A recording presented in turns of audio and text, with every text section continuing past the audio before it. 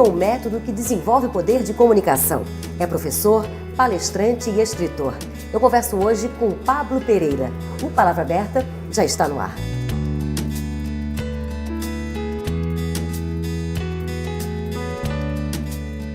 Pablo, a vontade de escrever surgiu quando? Na adolescência já. Eu escrevia com 12, 13 anos, eu escrevia poemas, textos variados, mas por aí. Que tipo de poema? De todos os tipos. Desde análise da sociedade, poemas de amor, não tinha um tema específico para escrever. E eles eram guardados ou já eram divulgados? Já eram divulgados. Já na época de escola, já divulgava em jornais, né, ou para pessoas para quem especiais. Eu tinha escrito. Nunca fui de guardar, nunca fui de esconder, mesmo na adolescência. E foi por isso que tu procurasse o curso de letras? Foi daí. Tive a vontade de pensar, curso de letras eu acho que, né, vai me ajudar a escrever mais ou a conhecer outros autores e por isso eu fiz letras. E ajudou a escrever mais? Olha, na verdade, ajudou um pouco. Mas eu costumo dizer que o curso de letras ele mata a criatividade daquela pessoa que busca ser um escritor. Ele forma um pesquisador e forma um professor. Mas o escritor, ele se perde lá no meio. E foi por isso que tu te tornasse um professor diferente? Talvez, eu acho que começa aí.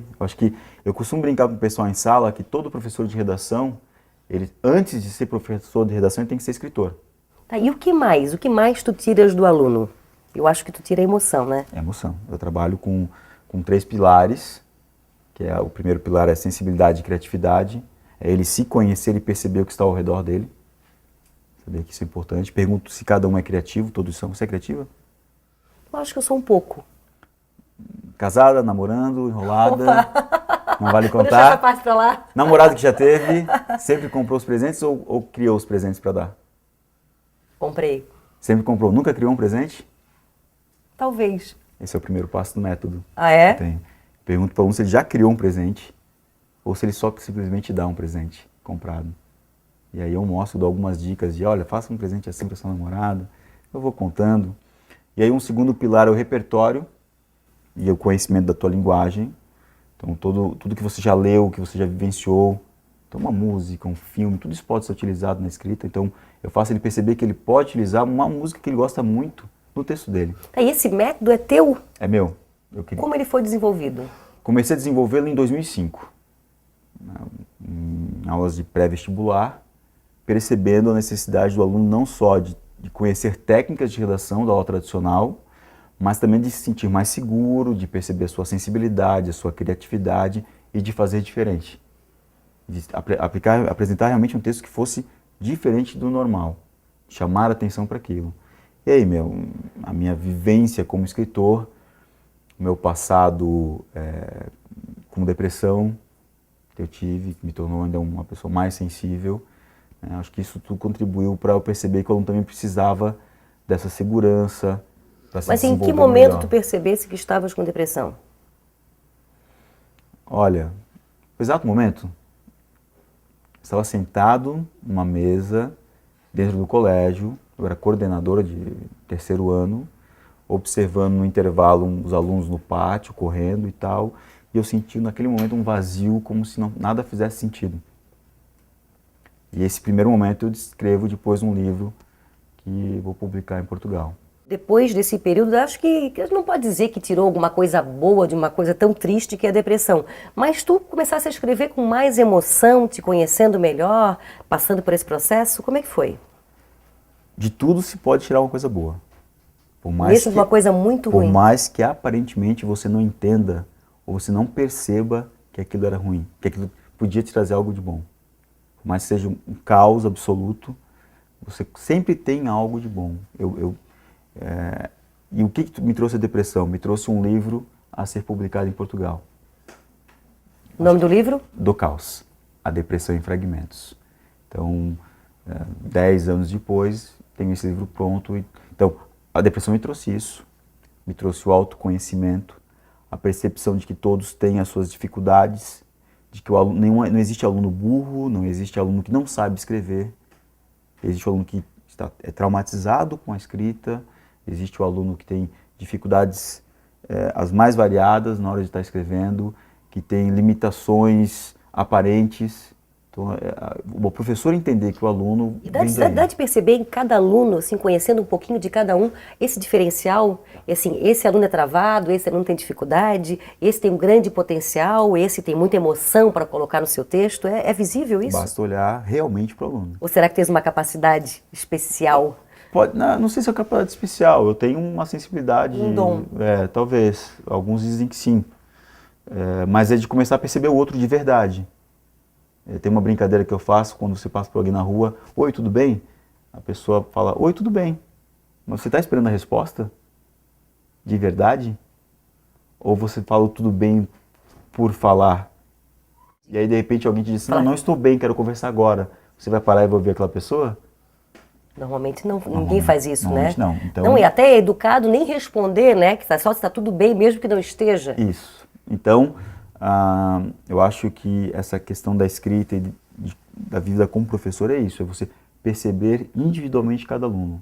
E o lado gratificante é o resultado da nota, da redação do teu aluno, ou é o teu aluno te olhar e dizer: agora eu gosto de escrever? Os dois são bons. O que é mais gratificante?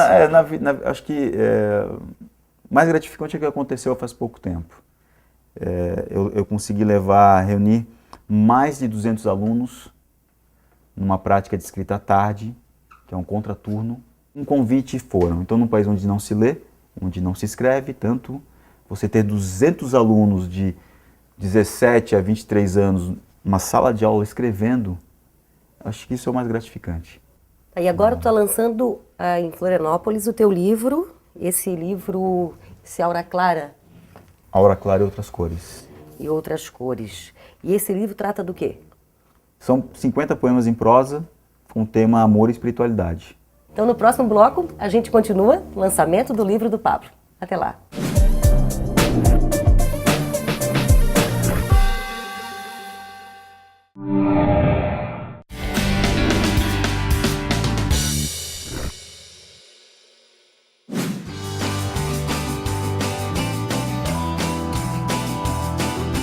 Pablo, conforme combinamos ontem, e o convite foi feito, e estamos aqui no lançamento do livro, na noite de autógrafos. Qual é a sensação de uma noite tão especial? É um sonho realizado. Não é o primeiro livro publicado, mas como já faz uns 10 anos desde a última publicação, e agora é uma nova fase de escrita, de amadurecimento, é um sonho como se fosse o primeiro. E é possível viver de escritor nesse país? Só como escritor, só publicando, não. A porcentagem de direitos autorais é pequena. Então, você pode viver como escritor se você for escolher pela autopublicação, mas aí você precisa ter canais de venda, você precisa ser um professor, um palestrante. E esse foi o teu caso? E esse é o caso do Aura Clara, né? Que seria o caminho. Né? Acho que ser palestrante, ou você ter alguma publicação, como é o caso do Caos, que é uma publicação em Portugal, que já comentamos, que aí é uma publicação internacional e isso te eleva um status um pouquinho diferente, as pessoas te olham um pouco diferente pelo fato de você publicar fora do país. Então, isso e dá além de escritor, você é professor, palestrante, mas qual é teu sonho? É levar assim só para o lado do escritor? Hoje eu sou um escritor que dá aula, eu não sou mais um professor que escreve. Hoje eu tenho 2 dias fixos como professor, e os outros todos para me dedicar a palestras e à escrita. E a escrita precisa de um tempo especial, aquele ócio criativo. Você consegue escrever no meio do caos, né? Você consegue escrever num dia depois de um dia de trabalho, entre uma aula e outra, no meio de uma aula que os alunos estão escrevendo, você consegue escrever. Quem tem essa coisa da escrita, ele consegue. É claro que há alguns escritores que não, precisam de uma rotina, de um horário, etc. No caso da prosa poética, uma Aura Clara, eu escrevi 25 textos em 25 dias. Ele teve 2 etapas. Como é que foram essas etapas? Essa etapa de 25 dias, que teve uma musa inspiradora, e aí, claro, cada dia saiu um texto, né, mas não pensando no livro. E uma etapa anterior, que daí mais ou menos uns 3 a 4 meses, em que eu escrevi os outros 25 textos. De repente, chegou no final, eu percebi que eu tinha um livro. Eu tinha textos que falavam da mesma coisa, que tinham uma ligação, como se eu tivesse pensado o livro antes de acontecer. Mas tu tivesse alguns momentos, né? Tanto o teu livro do caos, que tu estavas vivendo um momento difícil, e depois um momento de amor, que veio essa obra. Isso. Então são dois momentos distintos, em dois momentos fortes. Isso é preciso para escrever? Ajuda. A vida morna para o escritor, ela deixa a escrita morna. O escritor que tem uma rotina diária, que tem uma crônica diária no jornal, não tem como fugir. Né? A escrita é aquela escrita rotineira. A obrigatoriedade. A obrigatoriedade. O jornalista vive isso, etc. Agora, aquele que mexe com poesia, que trabalha com romance, ter um pouco de emoção, um pouco de situações de adrenalina, vamos chamar assim, ajudam, impulsionam, inspiram, o texto flui. A vivência. Hoje me perguntaram, para ler poesia precisa de alguma coisa especial? Eu disse, basta você também saber ler as pessoas. Se você sabe ler as pessoas, você vai conseguir ler poesia. E o que é ler as pessoas? É não só perguntar, oi, tudo bem, e não esperar a resposta, mas é mergulhar naquele que está falando. É quando você estiver, estou conversando contigo agora, estou te percebendo. Já comentei e disse, você é sensível e agitado ao mesmo tempo. E hoje descobri que você é questionadora. Hoje mais ainda, né? Isso é ler. Isso é um exercício. Ler poesia, sim. Por isso muita gente tem dificuldade em ler poesia. Por quê? Porque nem sabe ler o outro, aquele que está do seu lado, o seu marido, a sua esposa, o seu filho. Você não olha para a pessoa mais e entende o que ela está vivendo. Eu percebo isso no dia a dia. Então, mas essa é uma sensibilidade de poucos. Mas é uma sensibilidade que todos podem trazer à tona. Basta querer. A gente poder deixar um pouco de ser egoísta, né? Claro, se autoconhecer, mas não ser egoísta, que é uma diferença aí, né? De você ter um autoconhecimento, a questão do egoísmo, de pensar só em si, há uma diferença, de você começar a exercitar isso. E a escrita, a minha escrita, eu acho que ela se aprimorou um pouco por causa disso. Quando eu comecei a observar mais as pessoas, a prestar mais atenção nelas, no interior delas. E é um exercício, todos conseguem. Todos conseguem, todos têm essa sensibilidade. Alguns já desenvolveram um pouco esse dom, essa sensibilidade aumentada, mas todos têm. Eu acho que é isso que quando você alcança isso, você se torna um leitor melhor, não só de livros, como de mundo. E aí vem o escritor, e aí vem o profissional, e aí vem tudo, né? Se você é um bom leitor, você se torna um bom profissional. Isso em qualquer área. E dentro do teu livro, o leitor consegue ter uma interpretação diferente daquela que tu imaginasse no momento? Ele consegue?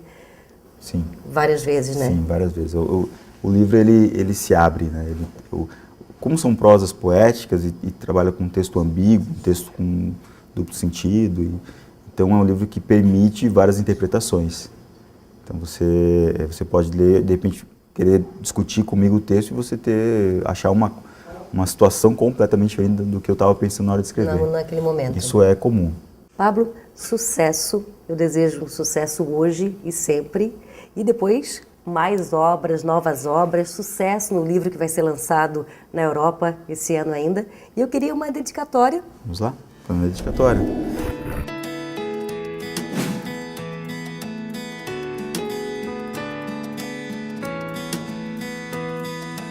Da sensibilidade que provoca, perguntas e sorriso azul. Marejados olhos encantados e mais perguntas, mais sorrisos. Mais palavras a inspirar a dúvida. Assim a noite de hoje, a lua por vir e o sol de amanhã.